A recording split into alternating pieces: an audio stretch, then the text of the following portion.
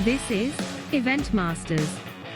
Behind the scenes stories, experiences, and lessons shared by the world's leading event experts. Hosted by Christian Napier.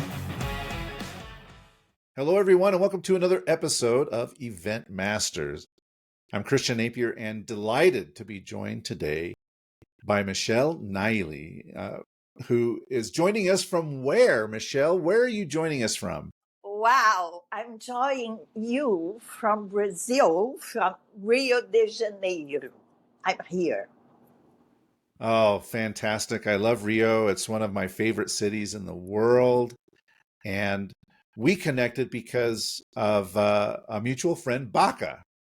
Yeah. So I did the podcast episode of Ricardo Trage, Baca, as he is known by all of his friends. And you saw that episode posted on LinkedIn, and that allowed us to connect.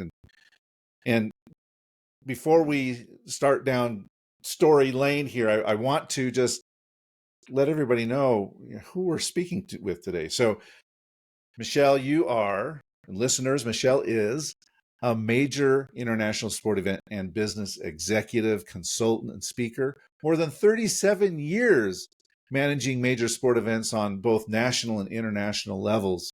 That includes 6 different FIFA World Cups, 4 different Olympic and Paralympic Games, the Rio 2000 Pan American Games, which is where I started working in Brazil, Formula One GP, and a ton of other events. You were the venue general manager of the IBC and the MPC, that's the International Broadcast Center and the main press center of the Rio 2016 Olympic and Paralympic Games, and the broadcast general manager of the 2014 FIFA World Cup, which was held in Brazil. You've got experience going all the way back, a lot of experience in television with TV Global, and fluent in, 1, 2, 3, 4 languages and advanced Italian as well. And I could spend an hour just going through the CV and reading all this here, but I'm sure we don't want to do that. So it's an absolute honor for me, Michèle, to have you join us today. Thank you so much for coming on our podcast. Thank you to invited me, because it's my pleasure to talk with professional like you. It's my pleasure, really, because this industry, it's a little bit new. Of course, it's not new for who was born on the last century, but at the same time, it's new because television is a new business, and events began more or less with television. And this is something that we need to understand. It's a new business. It's a new category of work, of job. And it's why I'm telling that it's a new business, and I have for sure almost 40, I can tell now, years experience in this business. It's interesting for sure. Well, you're absolutely right. And speaking of television, is that how you got your start? Why don't you tell us how you got involved in this industry? Because as I look at your background and look at the information that you provided me in your bio, there's a lot of television work in there. And so is that how you got started in this line of work? More or less. It's a little bit more complicated. I am a refugee. I was born in Egypt, in Cairo. I needed to leave the country with my mom as I was a little girl, running out of a war, as many people at my time there at this side of the country, if you want. And we came to Brazil. And when we came to Brazil, we have a little bit family, but not exactly a big family. The sister of my grandmother was here. And we decided to come here because for sure my mother needed to leave my father in France.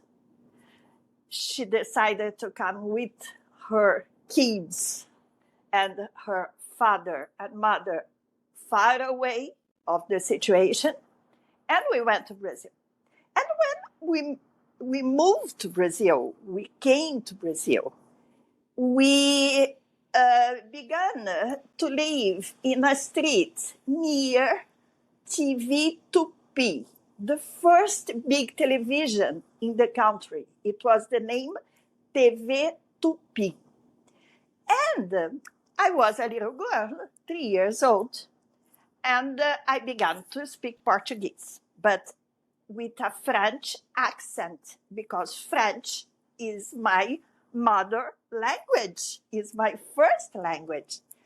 And my neighborhood was the artist who used to work in the television at the time.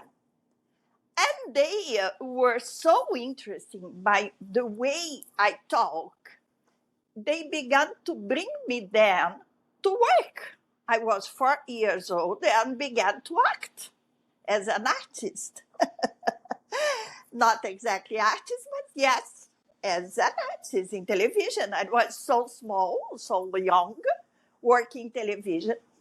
And I could saw, I can tell you, I have the experience of all the different phases of the television. The technology, the way that we needed to do, it was at the time everything live. And I was at home, in fact, inside the studio, inside the places with the people working there. I was at home. It was natural for me to begin to work as an actress in theater, in television, in movies, singing.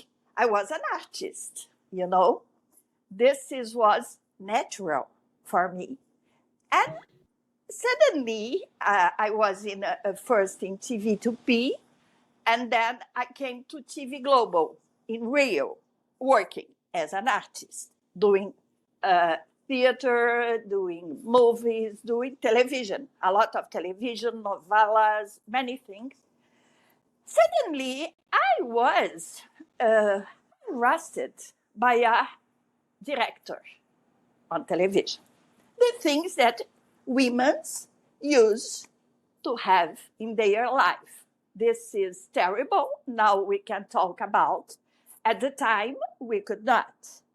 And it was so bad for me, for my principle, for my soul. I thought, no, it's enough. No more, no more.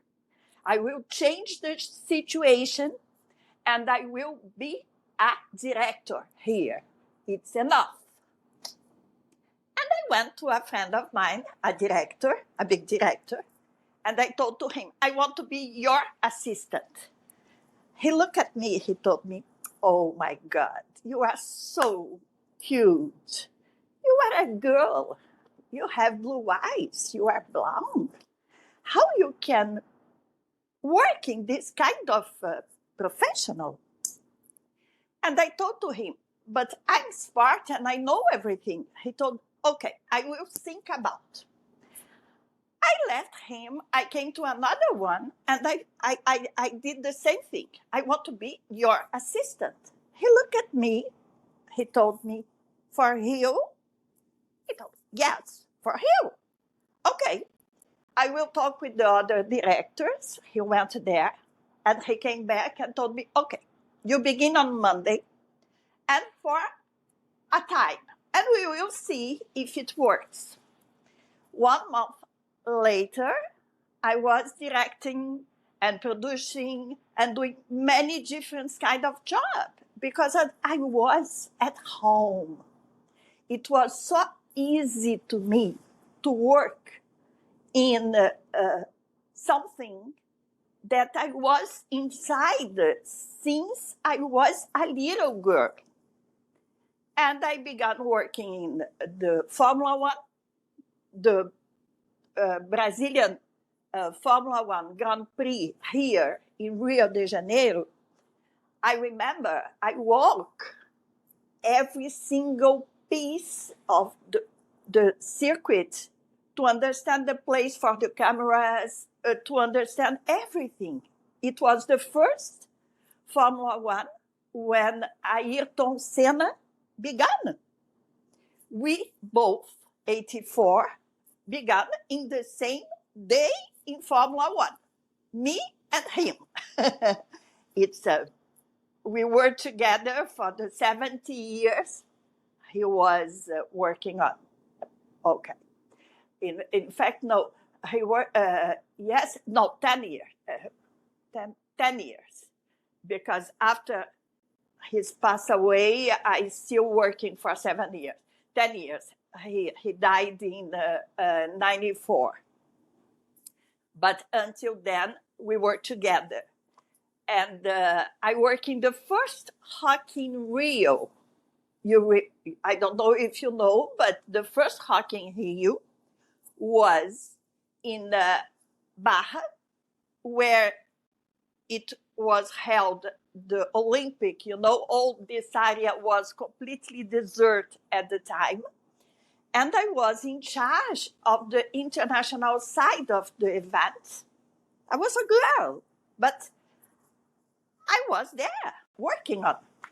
And I was in charge of the live area of the event. I began working a little bit 14 hours in each day. It was 10 days, 14, 16 hours each day. It was an amazing experience, the Hockey in Rio, the first one. It was 10 days, all the 10 days.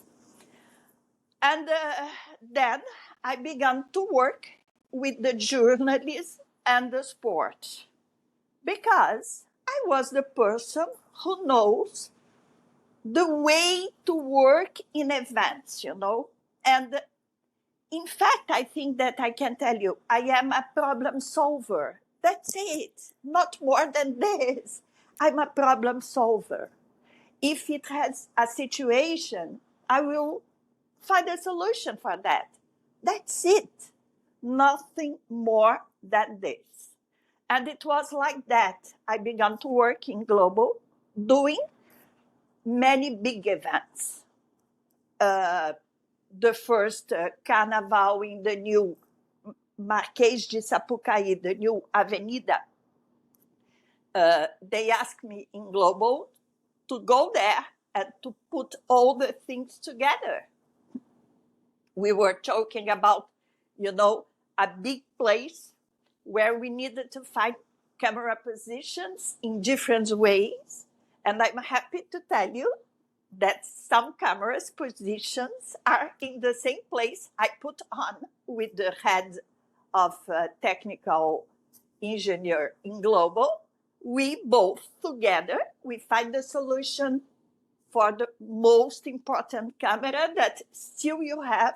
That is the big one that you have the whole avenue plan.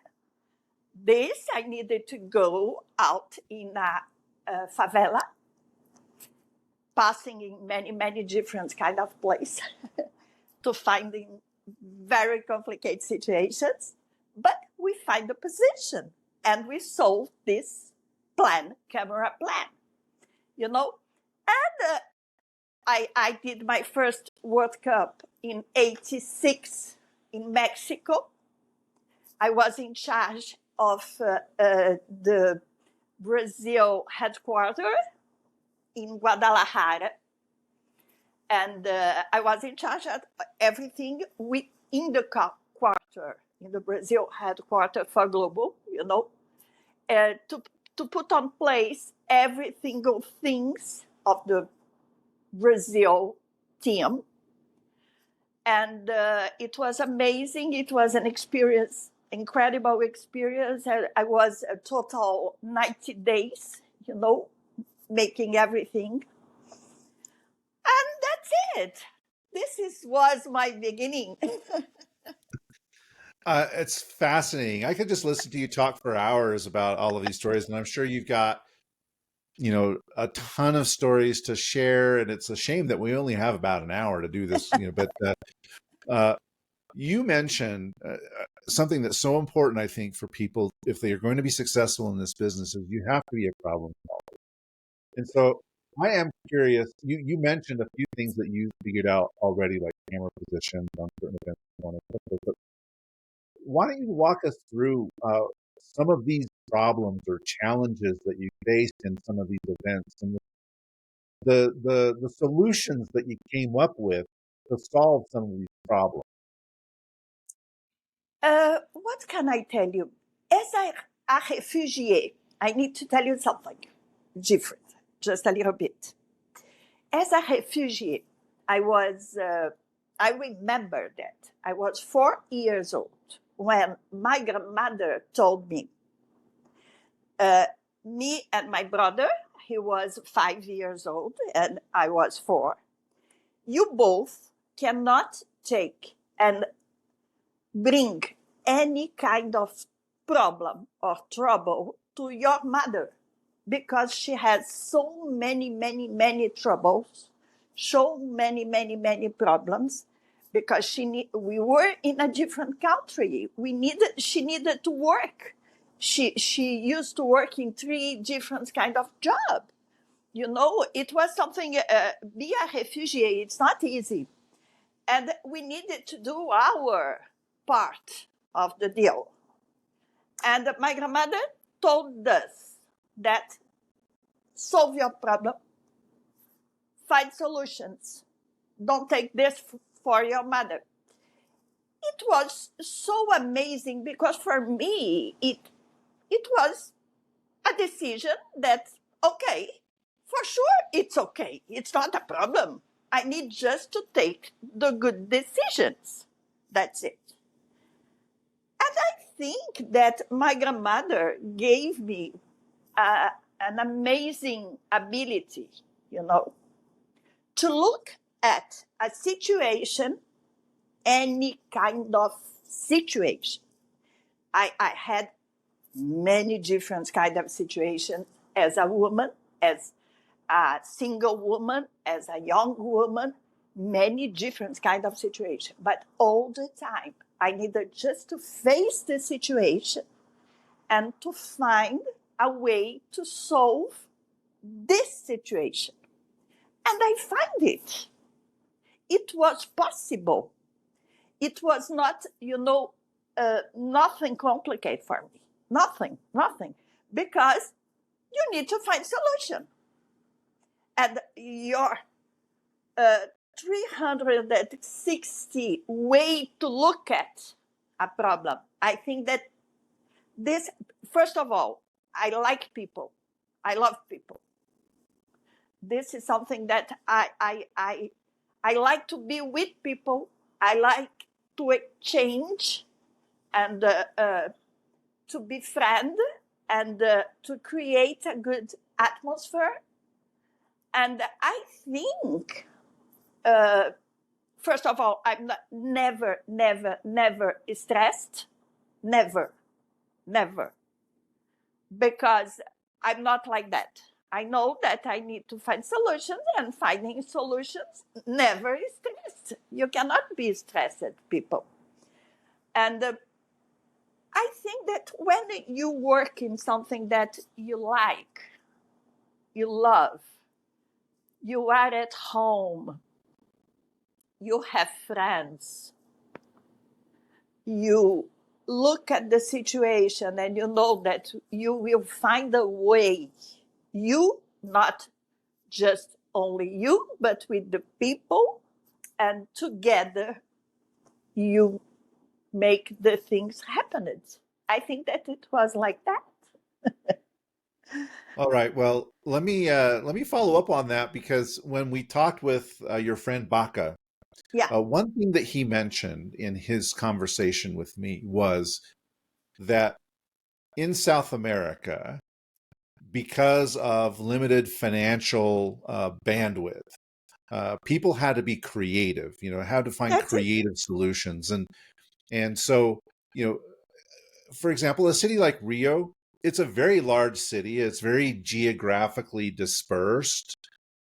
And you know, to hold a major event like an Olympic Games there or a Pan American Games there can be a challenge. A, because of limited budgets, and then also because of the natural situation of the city, the geography, and so on and so forth. So, in your situation, at the same time, while I'm saying that, broadcasters were like, "Oh, this place is amazing," because look at the shots, and the beauty shots of Rio are some of the most unique and iconic in all the world. So I'm curious, how you were able to find creative solutions to problems. Do you have experiences going back to World Cup or the Formula One or Carnival or the Olympic Games where you were presented with a problem and you had to find a creative solution for it? Yeah, I can tell you one related to Carnival first, and then I tell you another related to World Cup. Carnival.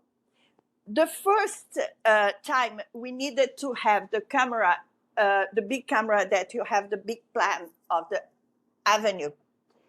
It was in the roof of a house, a poor house in favela. It was a community. It was a favela.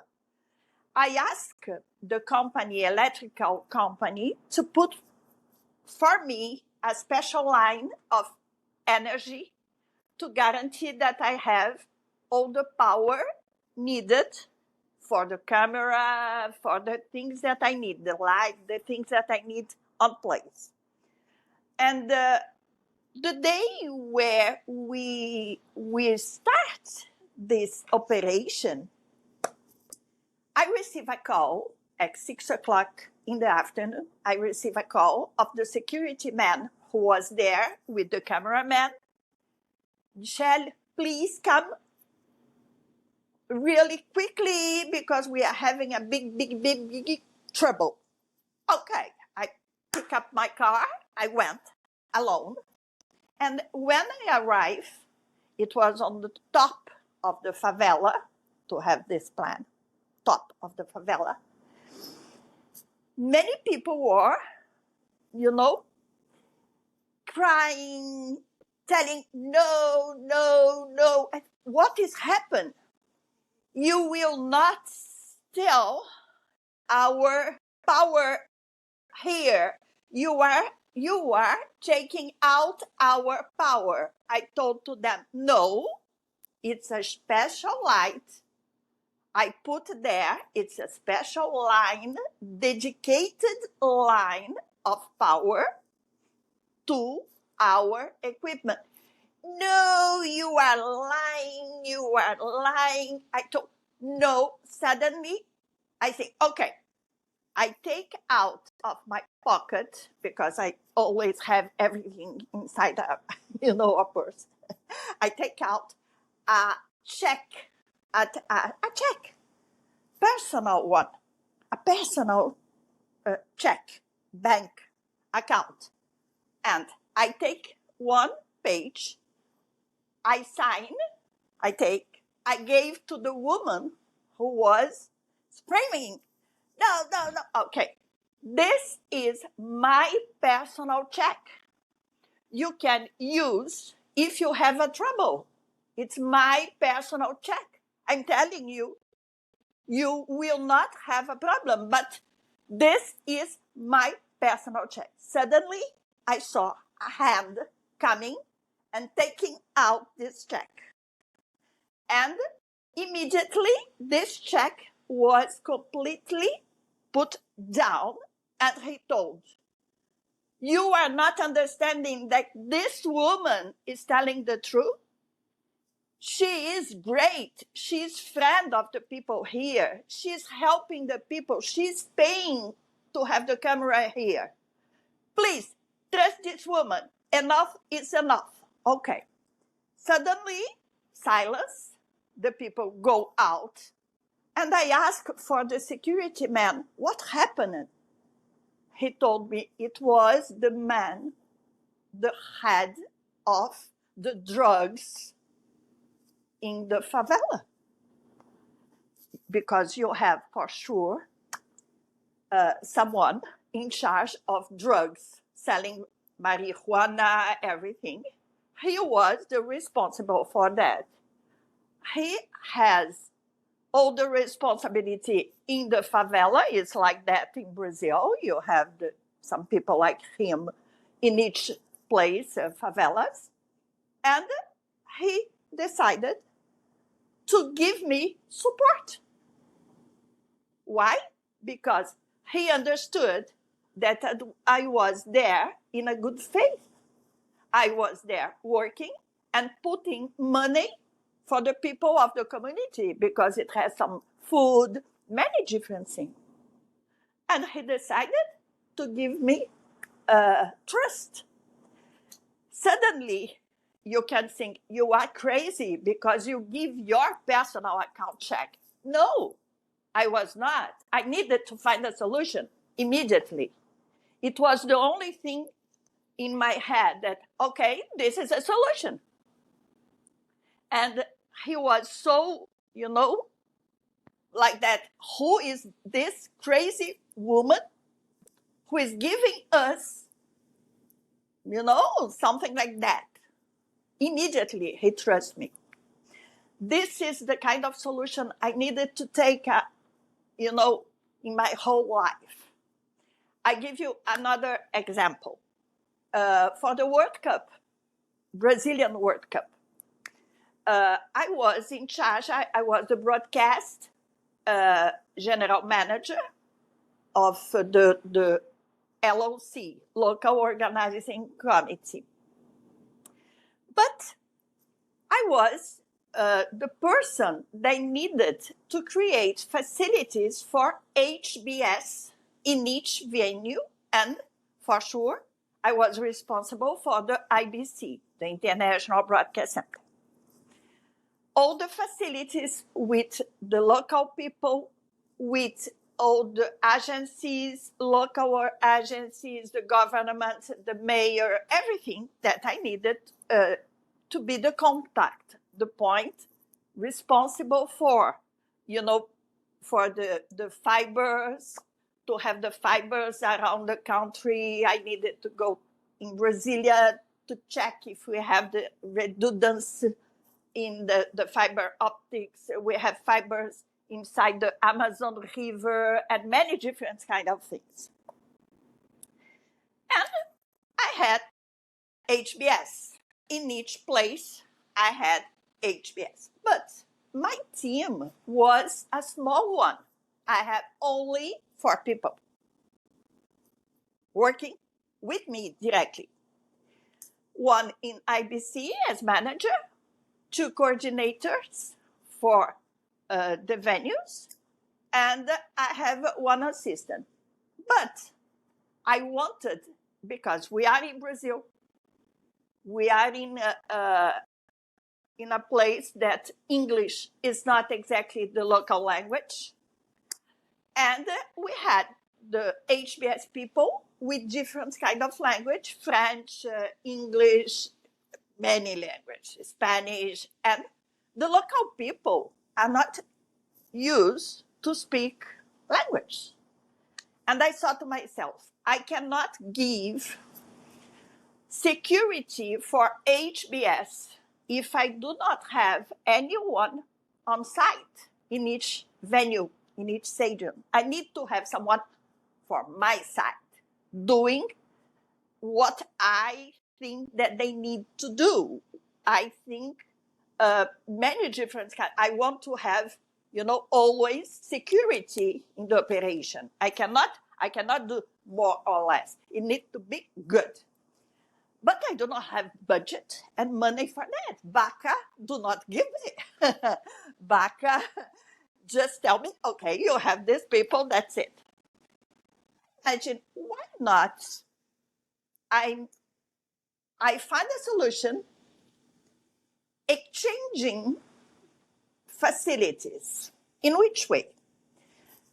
I used to work before the World Cup, before the beginning of the LOC in Brazil. I was partner of PricewaterhouseCoopers, doing consultants and for sure support in the country for the cities who will want to be a candidate to be the cities, the good cities for the event. And I used to do advice for many people.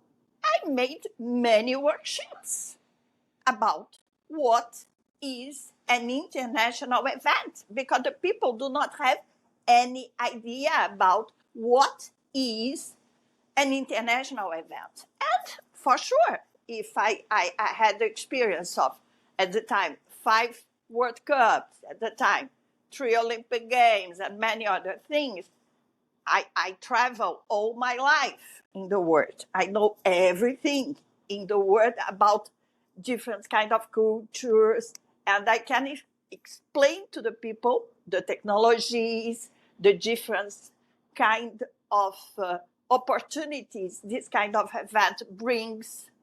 You can level the level of the country, of the facilities, in 5 years, the time that you needed 20 years if you do not have the events. And I decided to talk with Global to offer to them a workshop in the cities, the 12 cities, for their special team, operation team, the team that needed to be at the stadium. What is a special event? Because Global has a special team in Rio and São Paulo that used to go abroad. But usually the other cities, they do not go abroad. They do not know what is an event. And they will receive the events in their cities. They needed to be prepared. And I talked to Baca. Baca, may I do that? I can talk to Global that I give workshop to them, and they gave me in each cities one person. I will not pay nothing, they pay, but this person will be my arm, and for sure he will have an MBA of events, because I will give to him all the experience and facilities you can imagine. He told me, okay, if the legal head in the committee tell you that it's okay, go ahead. I went to Global and I told to the head there, the head of sports, I want that. He told me, okay, I will talk with the people. He talked, and I had people for the Confederations Cup, one of each city, and for the World Cup, one of each city. It was for nothing. We needed not to pay nothing. We just give to them uniforms and for sure transportation and meal. But we had people. Global was happy with that because they have someone having a special experience on site of a big event. I was happy with that because they were amazing and they could speak in English with the people of HBS. HBS was happy, and I found a solution without any money. Oh, these stories are absolutely fascinating. You know, when you're talking about this, one thing that comes to my mind is, you know, you're finding these solutions, but those solutions in just about every case, they involve getting other people involved to help. You know? So whether it's getting the Globo to help or getting the favela to help or whoever it is, you've got to enlist other people in your cause. And so I'm curious, when when you've come up with these creative solutions to problems, uh, did you find any resistance or hesitation on the part of some to say yes, we should implement this? And if so, how did you persuade people to go along with your plans? Because your plans were, you know, creative and unconventional, and so it requires not only for you to believe in your solution, but you've got to convince other people Yeah. that this is the right solution. So walk me through your process and a couple of experiences how you were able to take an idea and then convince other people that A, it was the right idea, and B, to provide support. Because when I have this idea, if you want to talk about that, in fact, the idea immediately needed to make sense, not only for me, but in the whole process, in my mind first. In my mind first. Because for sure, I understand that the solution I am proposing, it's a good solution. It's not the only one, but it's a good solution. If I can explain to the people exactly why is a good solution, and the people, I think that the people trust me, the people trust me because I'm not, what can I tell you? I'm not a star. I'm a human being like everybody, I used to work in the way that everybody is like me, and when I have a needed, and I talk to the people about it, is they are looking at someone like them. This is the way I used to work, is friendly. It's friendly. It's all the time. I trust what I'm doing. And I made mistakes sometimes, yes, for sure. But usually, no. It's so in a good trust, in a good way for the project, for the entire project. And I can tell you something very special. I used to have all the trust of my heads, of the people who used to be the head of something in global, I don't know if you know, we have many good people in all the positions, and I'm friend of them since my beginning, and since now. When I went in global, I have many friends, and I left global 23 years ago. But I'm still friend of the people of global, and they know that when I am in doing something is correct. Why? Experience, because I used to think about all the people involved, and they know that. I used to think all the people involved. It's win situation also, and forever. I think that this is probably why they trust me, because it's a win-win situation. Did you ever have a situation where you had to make a compromise, or you said, okay, I think we should do A, and the other people say, well, no, we should do B, and then you say, okay, well, if we can't do A and we can't agree on B, maybe we do C, and you come to a compromise? Yeah, for sure. Any experiences in that realm? Yes, we had this. We used to work in a pool during some years. We need to put the Brazilian television together because we do not have money always to have the big operation, on 90 in the Italian World Cup, an example. We had a plan in Brazil, the Plano Collor. I don't know if you heard about, when we lost. We and the companies lost all their money. We do not have any money in March 19, 17, March 19.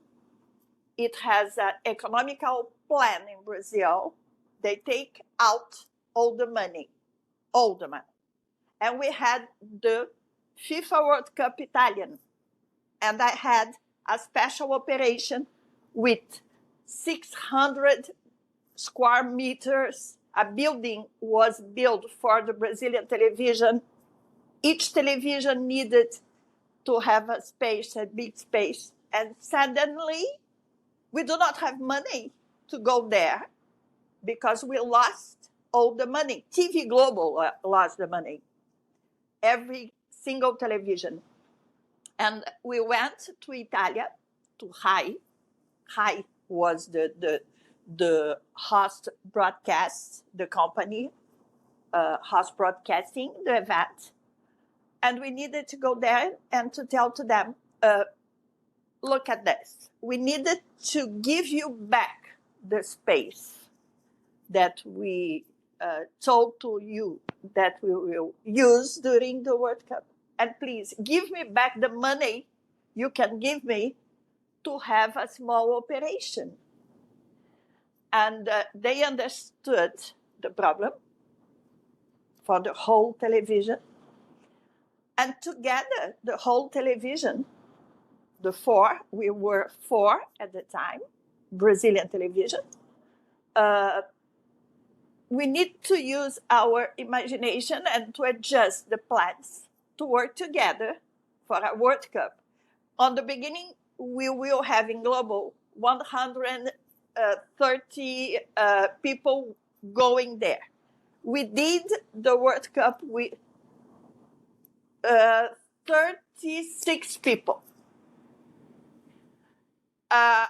We worked 24 hours a day. It was an amazing. I needed to go to Milan to pick up the cars, Renault ones, a leasing we used to do. And I came back with all the cars alone with a truck because I do not have people, I do not have help. And I was in charge of the whole operation for Global. And I received in my personal account high money back to pay for the people, all the facilities needed, and I needed to find solutions to have the people working more than they used to work. Buying food, I create a special place inside the space we had, a small space, but I create a special place full of food, a good food all the time. I make an agreement with the taxi in home. I ask them if they have sons, 21, 22 years old, that they wanted to earn some money to work with us as assistant, because I do not have camera assistant. And I needed to find someone to help me. And I found, and this together with the other television, doing I cannot tell you, we needed to adjust to get it. It was amazing. It was amazing. And no one in Brazil saw nothing different in transmission, just for your understanding. It was perfect for the Brazilian audience, Well, the analogy that's often used is like a restaurant, right? You're in the restaurant at a table seated and everything seems perfect and you have no idea the chaos that's happening in the kitchen behind you, right? One thing that I want to ask you is, so you've worked a variety of events. They've been sport events or, cultural events and so on and so forth. And I'm curious about differences in those, and even in sport, you have events like a FIFA World Cup or Formula One, which are single sport events. And then you've got an Olympic Games or a Pan American Games that has 28 sports or more in them. in being responsible for broadcast in such a wide variety of circumstances. I wonder if you have any experiences you can share about the differences in the events, these different kinds of events, and how you managed these differences. Yes, for sure, we have difference in this so different events. But at the same time, yes, for broadcast, what we need to do, we need to have good technology to be creative on site in events like Olympics, an example. I remember I am a friend of Manolo Romero. I tell you, I am a friend because he always be my friend. We were together for many years. And we did together, he asked me to analyze the country to understand if he could come for the Pan American Games. And I needed to go in Madrid with all my impressions and the facilities. I thought that it could be helpful for him to take the decision if he will come or not. And on the side of Manolo, I could understand the difference of these multiple events that you have. For sure, you need to be creative, more creative, when you have to do swimming, athletic, rugby, tennis, running. It's much more creativity to find different solutions to take all the facilities needed in these events, to give to the height holders all the feeds that they need, because for sure, each height holder, each country has a different kind of preference. And it's different. You need to have a state of art, of quality for every single transmission in Olympics, in Pan Americas, in different kind of these multiple events. But in World Cup, you need to have state of art of transmission in each stadium, and for sure, solutions in the IBC to give good quality and material for all the height holders to be happy with the quantity of quality. It's more than that, it's technology. We understand it now, and now we are having hubs. We are creating hubs in the World Cup exactly to receive the transmission there and to put together and give to the countries a different kind of package, sport package. I think that each event has this kind of difference, you know. It's more or less like that. It's more or less. All right. Well, I'm looking here. Gosh, we've been speaking for almost an hour. I can't believe it. The time has flown by. But before we get to the end, I want to ask if you have any other stories on your list. You know, if as we were, you know, on WhatsApp on the phones before the kind of going back and forth, were there any other stories or experiences that you had that you wanted to share with our audience? It has a special story, yes. When I left Global in 2000, I decided to create my own company. But I have the vision that it was in the new multi-platform world. Because, for sure, I was all the time in touch with technology before the technology was in the world. And I decided that in 2001, when I create my company, I want to be a little bit more in the future. I went to Europe and I discovered a company. I met a company with VOD, video on demand, but not VOD. All the facilities you have at home now, they had in 2001. The name was Luxat. It was a company with a set-top box.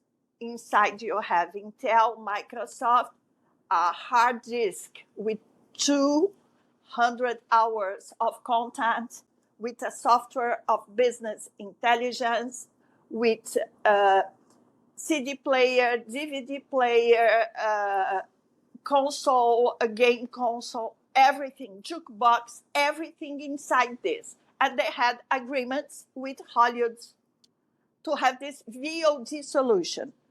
But I decided to represent them in Brazil and in America Latina.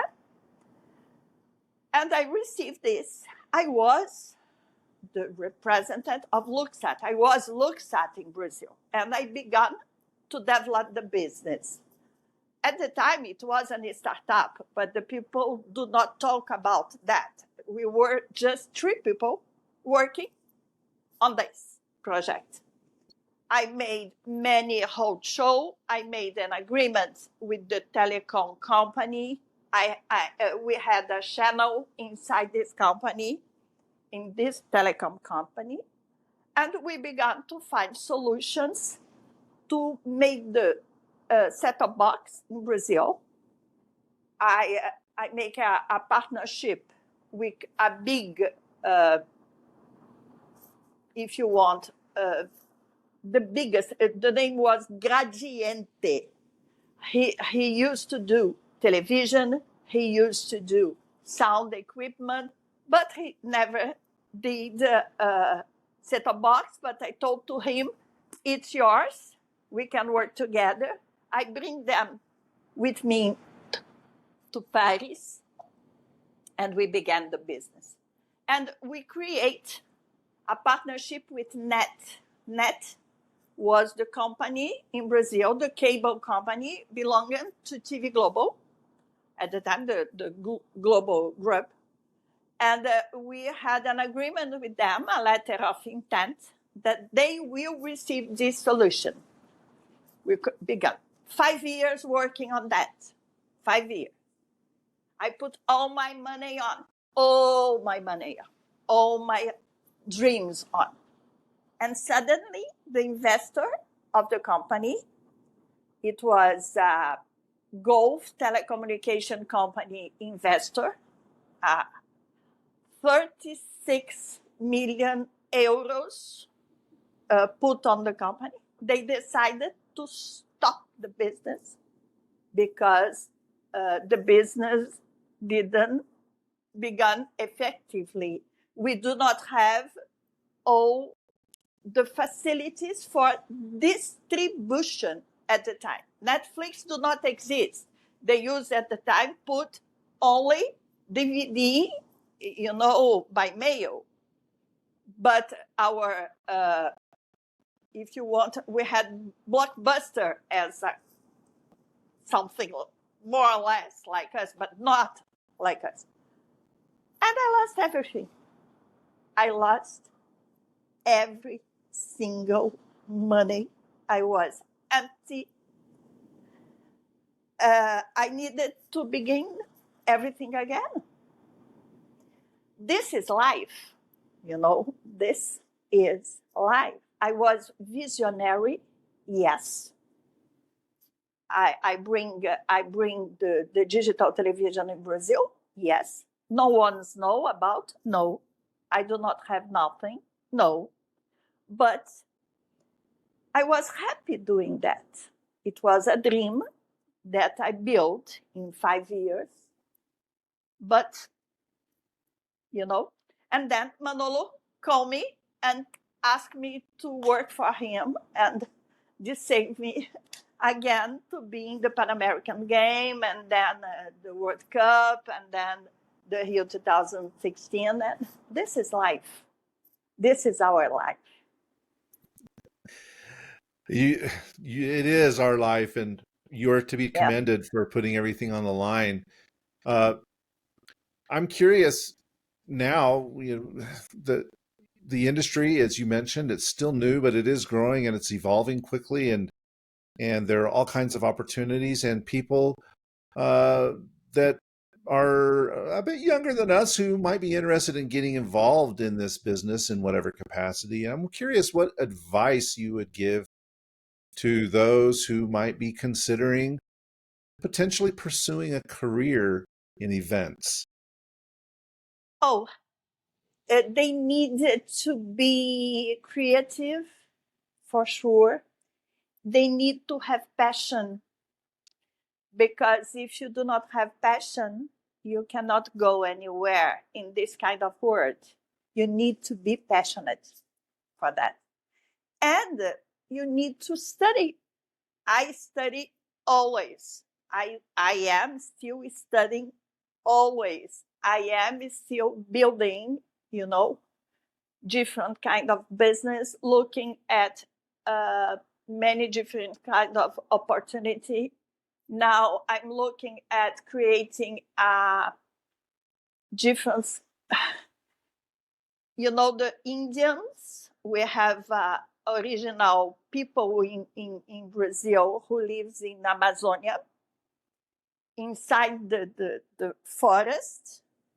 They ask to, they have it has a special company in Brazil who help them to grow, to have access of technology. Now they have a special Skylink antennas, in Amazon.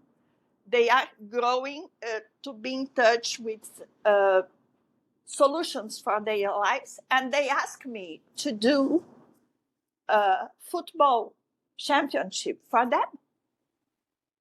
And I'm looking at the possibility to create a special football dedicated for them, because I am passionate of the possibilities the sport can bring for their life. And with the technology, the quantity of support they can have for their life, bringing for them, respecting the culture they have, but for sure helping them to grow in this, global world, doing what they want. And this, I can tell you, is passion. Is at the same time is the way that I understand that we can help each other, that we can do something for the humanity, that we can give a legacy for the world. This company who is helping them, it's a company who is looking at them, helping the world to be better. And I want to be with them, helping them. This is something that, it's passion. It's passion. Wow, that is fantastic. That is awesome.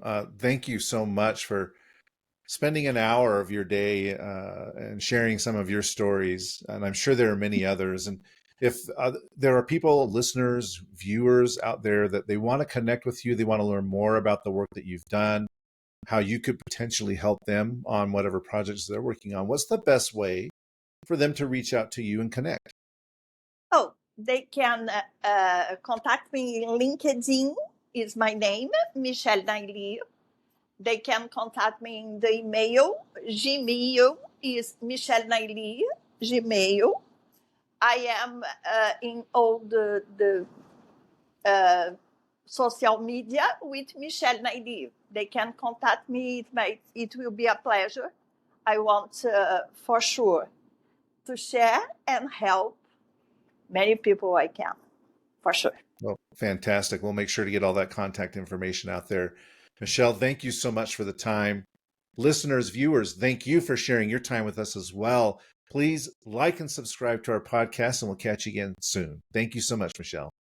Thank you. Thank you to invite me.